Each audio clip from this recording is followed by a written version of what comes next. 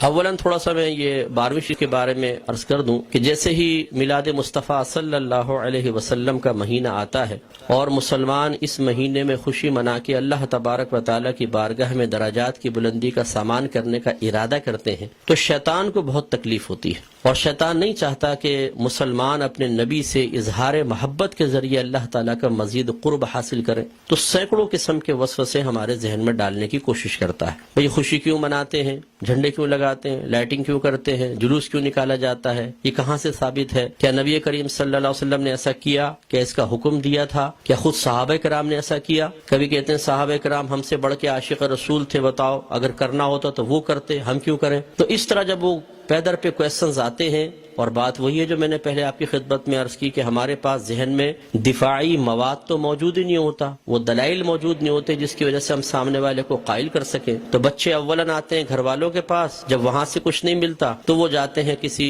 مسجد وغیرہ میں، بعض اوقات وہاں پہ بھی لفٹ نہیں کرائی جاتی۔ تو پھر آج کل علم حاصل کرنے کا سب سے پاورفل ذریعہ ہے سوشل میڈیا، پھر جا کے بیٹھ جاتے ہیں سوشل میڈیا پہ، اور وہاں پہ ہر طرح کا جاہل ترین آدمی بیٹھا ہوا ہے جس کو دین کی الف بھی نہیں آتی، اور معذرت کے ساتھ میں لفظ کہوں گا اس کو استنجا کرنا آتا نہیں ہے، اور وہ وہاں بیٹھا ہوا قرآن حدیث کا دلائل دے رہا ہے، اور پھر وہ الٹے سیدھے دلائل پڑھنے کے بعد تو اور انسان کا ذہن گڈمڑ ہو جاتا ہے۔ تو کچھ باتیں بس میں اس کے بارے میں عرض کر کے پھر اپنے بیان کی طرف آؤں گا۔ دیکھیں، میلاد مصطفیٰ صلی اللہ علیہ وسلم کی لغوی بحث کو چھوڑ کر ہم اس لفظ کو بولتے ہیں چند افعال و اعمال کے مجموعے پر کہ یہ ہم میلاد مصطفیٰ منا رہے ہیں۔ مثلا اس میں کھانا کھلانا، سرکار کے فضائل بیان کرنا، نعت خوانی کی محافل ہیں، جھنڈے لگانا، لائٹنگ کرنا، جلوس نکالنا، ان تمام چیزوں کے مجموعے کا نام رکھ دیا جاتا ہے میلاد مصطفیٰ، کہ ہم میلاد مصطفیٰ منا رہے ہیں۔ اور اگر دیکھا جائے تو اصل میں سرکار کی ولادت پاک کی خوشی ہم منا رہے ہوتے ہیں، اس کے لیے طریقہ اختیار کرتے ہیں، تو ان تمام کو کہہ دیتے ہیں جی میلاد کی محفل ہو رہی ہے، میلاد مصطفیٰ منا رہے ہیں۔ تو پہلی بات تو یہ کہ خوشی منانا اور خوشی کا اظہار کرنا، یہ دونوں چیزیں قرآن کے حکم سے ثابت ہیں۔ اللہ تعالیٰ فرماتا ہے قل بفضل اللہ وبرحمتہ فبذلک فلیفرحوا، اے حبیب کریم صلی اللہ علیہ وسلم آپ ان لوگوں سے فرما دیجئے کہ اللہ کے فضل اور اس کی رحمت پر چاہیے کہ خوشی کا اظہار کریں۔ کہنے والا کون ہے؟ اللہ تبارک و تعالی۔ اور اگر میں آپ سے پوچھوں کہ اللہ کا سب سے بڑا ہم پر کیا گیا فضل کیا ہے اور اس کی نازل کردہ رحمت کیا ہے، تو ہر مسلمان بے اختیار کہے گا کہ ہمارے نبی کریم صلی اللہ علیہ وسلم سب سے بڑا اللہ کا فضل، سب سے بڑی اللہ کی رحمت کہ ہمارے سرکار کے قدموں سے ہمیں قرآن ملا ہے، ایمان ملا ہے، حتیٰ کہ اللہ تبارک و تعالیٰ نے اپنی معرفت بھی اس وقت تک چھپا کر رکھی جب تک اپنے حبیب کو ظاہر کرنے کا ارادہ نہ فرمایا۔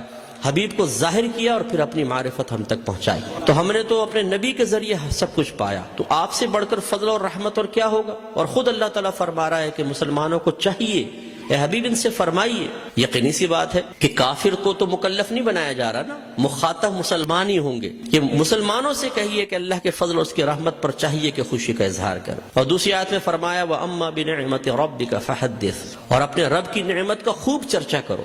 حدث تحدیث سے نکلا ہے۔ تحدیث کا مطلب ہوتا ہے اللہ تعالیٰ کی کسی عطا کردہ نعمت کو کسی کے سامنے ظاہر کرنا، چاہے وہ قول سے ہو، جسے ہم کہتے ہیں جی اللہ کا بڑا فضل ہے بونڈ لگ گیا، اللہ کا بڑا فضل ہے مکان بنا لیا، اللہ کا بڑا فضل ہے میرے بیٹے کی شادی ہو گئی، یہ ہم نعمت کا اعتراف اور اظہار کر رہے ہوتے ہیں۔ اور اسی طریقے سے مختلف اعمال و افعال سے بھی بعض اوقات تحدیث نعمت ہوتی ہے۔ ایک دفعہ ایک صحابی نبی کریم صلی اللہ علیہ وسلم کی خدمت میں آئے، جو پھٹے پرانے سے تھوڑے کپڑے پہنے ہوئے تھے، مفلوق الحال سے تھے، تو سرکار نے فرمایا کہ کیا تمہارے پاس کوئی مال نہیں ہے؟ عرض کیا رسول اللہ صلی اللہ علیہ وسلم الحمدللہ ہر طرح کا مال ہے، مویشی ہیں، دراہم ہیں، دنانیر ہیں، باغات ہیں۔ تو سرکار نے شاید فرمایا پھر اللہ کی نعمت کا اثر آپ پر ظاہر ہونا چاہیے، اپنے آپ کو ایسا نہ رکھو بلکہ ایسے لباس پہنو، ایسی عادات و اطوار رکھو، ایسا طور طریقہ رکھو کہ لوگ جان جائیں کہ اللہ تعالیٰ نے آپ کو نعمتوں سے نوازا ہے۔ تو بتائیے کہ جب میلاد مصطفیٰ صلی اللہ علیہ وسلم آئے تو کیا ہمیں اپنے نبی کی اس طرح خوشی کا اظہار نہیں کرنا چاہیے تاکہ یہ ظاہر ہو کہ اللہ تعالیٰ نے ہمیں اپنے نبی کی سب سے بڑی نعمت سے نوازا ہے؟ جب عام دولت کے لیے سرکار نے فرمایا تمہیں اللہ نے دولت دی ہے، اس کا اثر تم پہ ظاہر ہونا چاہیے، اس نعمت کا اثر ظاہر ہونا چاہیے، تو بتائیے کہ جب میرے سرکار تشریف لائے اس نعمت کا اظہار کیوں نہیں چاہیے؟ تو یہ دونوں چیزیں قرآن سے ثابت ہیں، تو خوشی منانا اور نعمت کا اظہار کرنا۔ جب اللہ تعالیٰ نے اس کا حکم دے دیا، اجازت دے دی،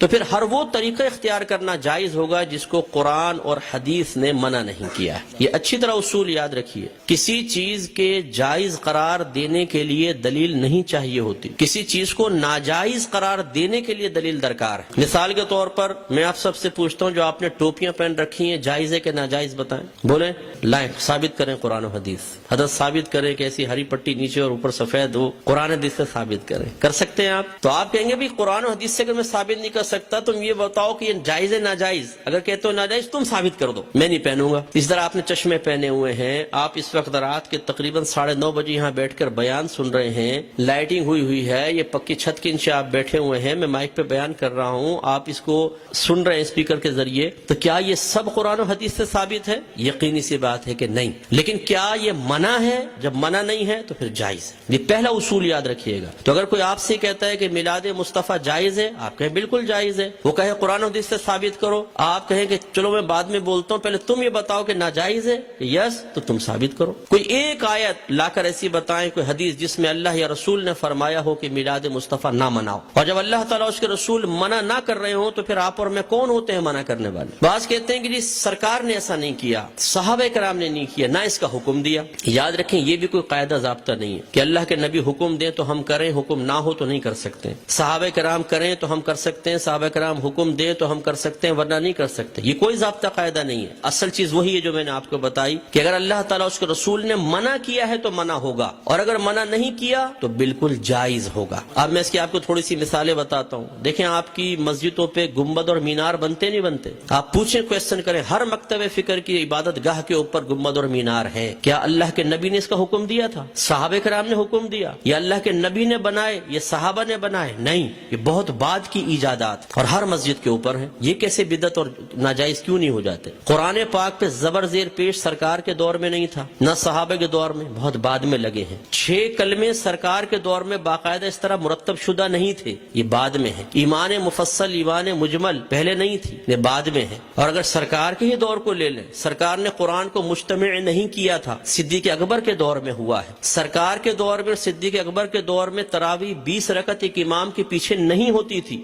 عمر فاروق رضی اللہ تعالیٰ عنہ نے کی ہے۔ اور ان پہلے 3 ادوار میں جمعے کی صرف ایک اذان ہوتی تھی جو اذان ثانی کہلاتی ہے۔ پہلی اذان حضرت عثمان غنی رضی اللہ تعالیٰ عنہ نے ایجاد فرمائی ہے۔ یہ ایک بازار تھا، وہاں پر ایک مقام زورہ تھا، جب مدینے میں وسعت پیدا ہوئی، اذان ہوتی تھی، دور تک آواز نہ پہنچ پاتی تھی، لوگوں تک اعلان نہ پہنچ پاتا تو آنے میں دیر ہو جاتی تھی، تو پھر آپ نے فرمایا کہ ہم ایک اذان اور شروع کریں گے جو اصل اذان سے، جو دوسری اذان ہے اس سے آدھے پونے گھنٹے پہلے بازار کے پاس ہوگی، تاکہ لوگ ہوشیار ہو جائیں اور جمعے کی تیاری کر سکیں۔ ہر مکتبہ فکر جو جمعہ پڑھتا ہے وہ پہلی اور دوسری دونوں اذانیں دیتا ہے۔ وہاں یہ کویسچن کیوں نہیں پیدا ہوتا کہ جب اللہ کے نبی نے نہیں کیا تو پھر حضرت عثمان غنی نے کیسے کر لیا؟ اس کا مطلب ہے جب ضرورت پیش آتی ہے تو یہ اللہ کے نبی کی تعلیم ہے، خود صحابہ کرام نے ہمیں تعلیم دی ہے کہ آپ کسی بھی ایسی چیز کو شروع کر سکتے ہیں کہ جس کو اللہ تعالیٰ اس کے رسول نے منع نہیں کیا ہے۔ اسی طرح مدارس کا قیام آپ دیکھ لیں، ان میں سلیبس ہم نے رکھا ہوا ہے۔ اور اسی طرح میں آخری بات بس یہ مثال دیتا ہوں، ہر مسجد میں جماعت کے کچھ اوقات مقرر ہوتے ہیں، فجر اتنے بجے، ظہر اتنے بجے، عصر، مغرب، عشاء۔ کیا نبی کریم صلی اللہ علیہ وسلم نے حکم دیا تھا کہ اس وقت جماعت کرو؟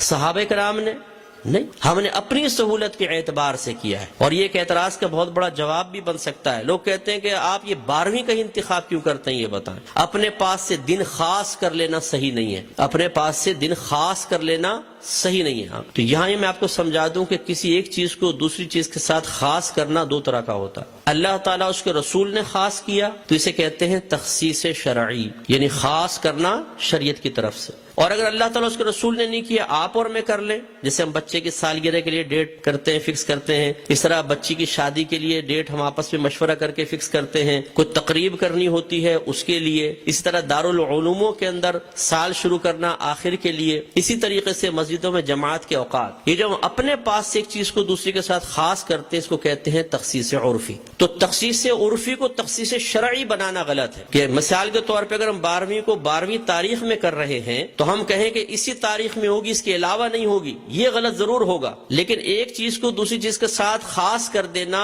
اگر لازم اور ضروری سمجھ کر نہ ہو اور پھر بھی ناجائز ہو تو جتنی میں نے آپ کو مثالیں دی ہیں، بتائیے پھر بیٹی کی شادی فکس کرنا بھی ناجائز ہونا چاہیے؟ یہ کوئی دنیاوی معاملہ نہیں ہے، نکاح تو سنت ہے. سرکار نے فرمایا نکاح من سنتی فمن رغب عن سنتی فلیس منی، نکاح میری سنت سے ہے، جو میری سنت سے بے رغبت ہوا وہ مجھ سے نہیں. تو اب جب بچی کی شادی کی باری آئے اور دولہا والے پوچھے جی کون سی تاریخ رکھنی ہے، تو کہ خبردار تاریخ فکس کرنا بنا ہے. تو شادی ہوگی کب؟ بس ہو جائے گی بغیر فکس کیے، کر کے بتائیں پھر ذرا. تو یہ مطلب ایک بے وقوفی کی سی بات ہے. تو اس لیے جماعت کے اوقات مخصوص کر دینا اور اس سے 1 منٹ بھی آگے پیچھے نہ ہونا. امام صاحب اگر 4 منٹ بھی لیٹ ہو جاتے ہیں تو لوگ یوں ٹائم دیکھتے ہیں امام کہاں گیا، اور پھر جو شور مچتا ہے پوری مسجد کے اندر کچھ امتحان ہے. خود جماعت میں لیٹ پہنچے کوئی بات نہیں، امام صاحب 1 منٹ بھی لیٹ نہیں ہونے چاہیے، بالکل وقت کے اوپر جمعہ شروع ہونا چاہیے، وقت پہ جماعت. تو جو ہم نے اپنے پاس سے خاص کیا اس میں کتنی سختی کر رہے ہیں، ہر مکتبہ فکر کرتا ہے. تو خلاصہ کلام یہ ہے کہ اللہ کے نبی کی جب یہ میلاد کا موسم آتا ہے اس قسم کے بہت سارے وساوس ہماری طرف متوجہ ہوتے ہیں. اصول بس یہی ہے کہ اللہ کے رسول نے اگر حکم نہیں بھی دیا، کر کے نہیں بھی دکھایا، لیکن منع بھی نہیں کیا، تو ہمارے لیے بالکل اس کے کرنے کی شرعی طور پر اجازت ہے. اگر حکم کا انتظار کریں تو پھر ہر چیز کے اندر غلام کو حکم کا انتظار کرنا چاہیے، اور جب آپ حکم ڈھونڈنے کی کوشش کریں گے تو کاروبار زندگی رک جائیں گے. ہزارہ چیزیں ایسی ہیں جن میں سرکار کے احکام موجود نہیں ہیں. تو بس اصول شرعی ہوتا ہے کہ جہاں سرکار کا حکم موجود نہ ہو، خاموشی اختیار فرمائی ہو، منع نہ کیا ہو، یہ اس کے جائز ہونے کی دلیل ہوتا ہے. تو میلاد مصطفیٰ منائیے. الحمدللہ جنہوں نے یہ کیا ہے انہوں نے فیض پایا ہے. ابو لہب جیسا شخص آپ جانتے ہیں کافر تھا، سرکار کا چچا تھا، کافر شخص تھا اور بدترین کافر، دشمن اسلام. لیکن جب اس کی لونڈی ثویبہ نے آ کے خوشخبری دی کہ مبارک ابو لہب تیرے ہاں بھتیجا پیدا ہوا، اس نے ہمارے نبی کی خوشی میں آزاد نہیں کیا تھا، اپنے بھتیجے کی خوشی میں کیا تھا. لیکن وہ بھتیجا تھا تو اللہ کا نبی. تو اللہ تبارک و تعالی نے اس کو اس برکت سے نوازا کہ جب اس کا انتقال ہوا اور یہ جہنم میں گیا ہے، اس کے خاندان والوں میں سے کسی نے اس کو خواب میں دیکھا تو پوچھا کہ ما فعل اللہ بکا، اللہ تبارک و تعالی نے تیرے ساتھ کیا معاملہ کیا؟ تو اس نے جواب دیا کہ بہت سخت عذاب میں ہوں، لیکن جب میں اس انگلی کو اپنے منہ میں لیتا ہوں کہ جس سے میں نے اپنی لونڈی کو آزاد کیا تھا تو اللہ تبارک و تعالی اس سے پانی جاری فرما دیتا ہے. تو شیخ عبدالحق محدث دہلوی رحمۃ اللہ علیہ فرماتے ہیں لوگوں غور کرو، ایک دشمن تو ہمارے نبی کی خوشی منا کر جہنم میں راحت پائے، تو پھر ہم اگر اپنے حبیب کا میلاد منائیں، ان کی خوشی منائیں تو کتنی راحت پائیں گے. اور جب میرے سرکار صلی اللہ علیہ وسلم پیدا ہوئے تو خوشی تو اللہ نے بھی اس کا اظہار فرمایا، خوشی کا اظہار فرمایا، انعامات دیے، مبارکبادیں ہوئی. آپ تاریخ اٹھا کے پڑھیں، جب میرے آقا صلی اللہ علیہ وسلم کی ولادت ہوئی ہر پرندے اور ہر جانور نے ایک دوسرے کو مبارکباد دی ہے کہ ہمارے نبی پیدا ہو گئے. فرشتے ایک دوسرے کو مبارکباد دے رہے تھے، حدیثوں کے اندر موجود ہے، فرشتے مبارکباد دے رہے تھے. اور اس زمانے میں جتنی حاملہ عورتیں تھیں اللہ تبارک و تعالی نے سب کو بیٹوں سے نوازا. اور وہ قحط سالی کا دور تھا، لیکن جب میرے آقا صلی اللہ علیہ وسلم پیدا ہوئے تو عرب کہتے ہیں کہ اتنی فصلیں ہوئیں، اتنا چارہ ہوا، اور ہمارے اونٹ چارہ کھا کھا کے اتنے موٹے ہو گئے کہ ہمیں خوف ہوا کہ شاید یہ چربی کی شدت سے پٹ پڑیں گے. اتنا اللہ نے نعمتوں سے نوازا ہے. تو خلاصہ کلام یہ ہے کہ میرے آقا صلی اللہ علیہ وسلم کی میلاد مصطفیٰ منانا یہ بہت بڑی سعادت کی بات ہے. وسوسوں سے قطع نظر خوشی کے ساتھ میلاد مصطفیٰ منائیں، انشاءاللہ برکت حاصل ہوگی.